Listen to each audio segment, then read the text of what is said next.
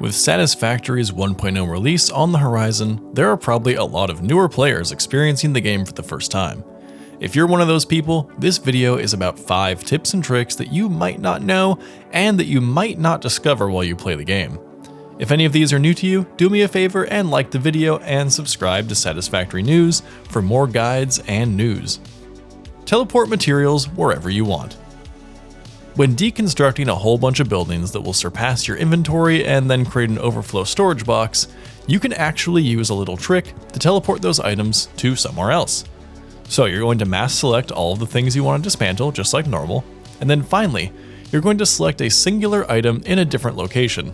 When you dismantle, it will create a storage box next to this last item. This is simply how the game works. It puts the storage box next to whatever the last item you selected was. But using this trick strategically can be used to move items to a more convenient location, even a location that's somewhat far away. You can deconstruct submerged vehicles. Have you ever driven a vehicle into water, then gotten kicked out of it? Now you can't drive it, maybe you can't even access the vehicle's inventory. Well, don't worry, because you might have forgotten a basic part of this game that's easy to forget in these moments: deconstructing objects. Simply deconstruct the vehicle and all of the items will be returned to your inventory, and you can rebuild the vehicle and continue your journey. If you don't want to risk getting an inaccessible box of overflow material stuck in the water, make sure you empty your inventory enough beforehand, or use the trick of deconstructing a different item like a storage box in a more convenient location to teleport all of that stuff next to you. This may seem like a dumb tip, but you'd be surprised how often people, especially newer players, just kind of forget that you can deconstruct a crashed vehicle. Avoid backups. Bottlenecks can grind your factory to a halt, but some of them are easy enough to avoid. And sometimes the cause of a bottleneck is not enough incoming materials, but generally you've done your math and everything should work out just fine. Another source of the problem in a perfect system could be a backup. Backups can occur when more of an item is being supplied than is being demanded, or in the case of storage, if the storage is full. This will cause every machine before this point to fill up and to stop producing, which may have other consequences depending on how your factory is integrated and set up. But the solution to this is simple. On any belt that you want to keep from backing up, put a smart splitter on it and select overflow on one of the side outputs. Build a belt that leads to an awesome sink. Now any excess parts will leave the belt system and be sunk instead. This will obviously waste some materials, but it will ensure that you have no downtime in your system, as no machine can get backed up. Dealing with potential backups is very important in many liquid setups, and you can learn more about that in my Dealing with Byproducts video, which is linked in the card at the top of your screen.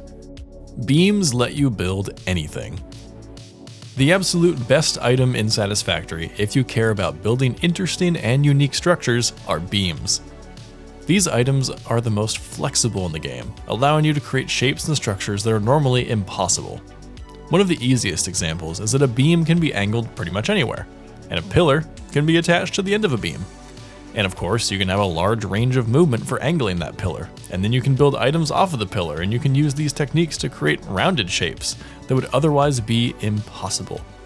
Using beams like this can be very tedious, and it can be difficult to think of unique ideas, since they do involve out-of-the-box thinking, like setting up certain items as a reference point, then deconstructing them and building something else in its place.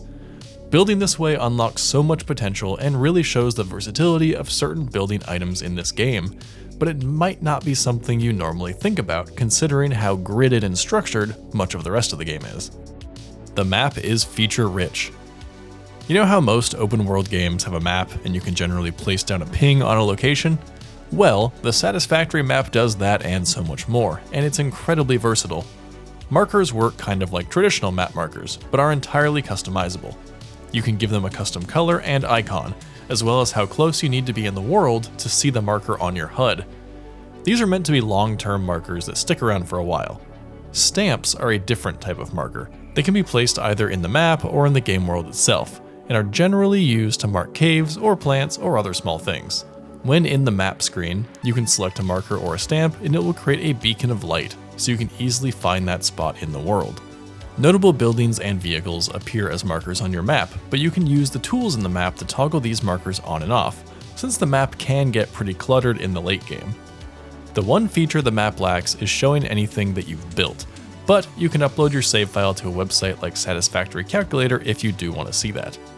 So, what do you think of these 5 tips? Did you know all of them? Let me know if any of these blew your mind. And if you have any other hot tips of your own, leave them in the comments so other players can learn from them.